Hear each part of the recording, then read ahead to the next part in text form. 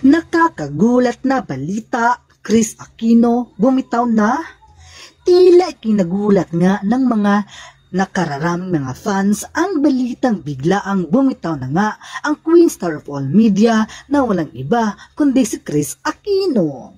Matatandaan ding ilang araw lamang ang nakalipas na nagpost ang aktres sa kanyang social media account na hugyak ng kanyang pamamaalam. Ani pa ni Kris Aquino, "There may be no tomorrow for me," na para bang nagpapahiwatig na malapit na ang kanyang oras na pamamaalam sa mundong ito.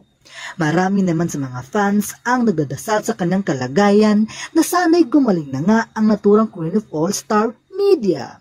Samantala, di rin pinalampas ang mga bali-balita at haka-haka na kumakalat ngayon sa mga social media at sa mga online website vlog na pawang walang mga katotohanan ang di umano'y pumanaw na si Kris Aquino.